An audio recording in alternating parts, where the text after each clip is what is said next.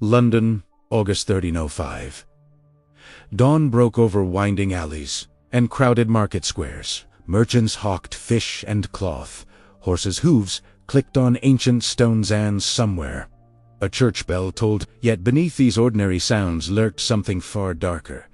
The rising murmur of a mob hungry for blood. They had gathered not for sport or sermon, but to watch William Wallace, Scotland's most defiant hero, at his end. Scotland, in the late 1200s, was a patchwork of clans, nobles, and contested claims. When its royal line collapsed, King Edward I of England seized his chance, treating Scotland as a conquered province rather than a sovereign realm. Out of this upheaval strode William Wallace, a low-rank landowner whose family had suffered under English taxes and oppression. In 1297, at Stirling Bridge, Wallace's ragtag army shattered the myth of English invincibility. For a moment, independence seemed within reach, and for Edward, that defiance could not stand. By 1305, most Scottish aristocrats had bent the knee. Wallace alone remained free, a thorn in Edward's side and an embarrassment to pliant nobles. Edward offered a vast bounty, unleashing spies, informers, and turncoats across the border.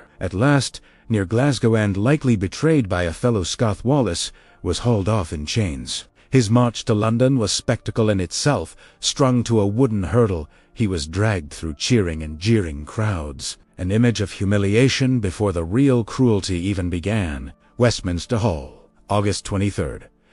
Proceedings were held in Latin familiar, to Wallace every charge a pretext: treason, arson, murder, sacrilege. When asked if he'd betrayed Edward, Wallace famously replied he'd owe no fealty to a king he'd never served. His verdict and his fate were sealed the moment he refused to bow. At Smithfield, the city's open-air stage, the ritual of execution unfolded with grim precision.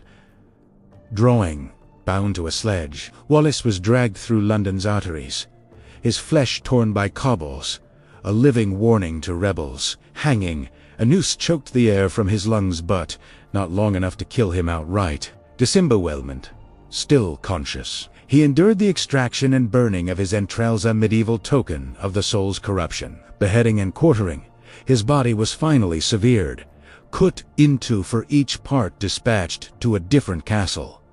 Newcastle, Berwick, Stirling, Perth.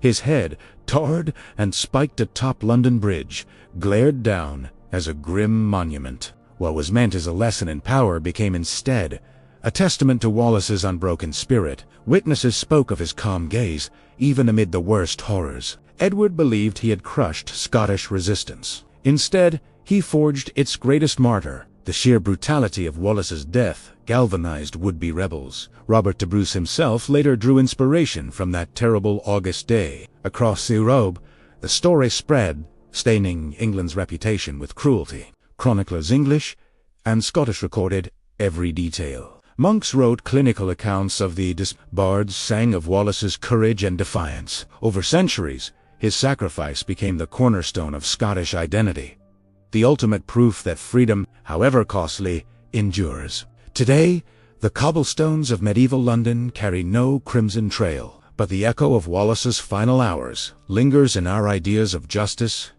sovereignty, and human dignity. His execution was meant to warn all who dared oppose the crown. Instead, it delivered a message far fiercer: that the human spirit, when bent on principle, cannot be fully extinguished by any king, no matter how long his reach.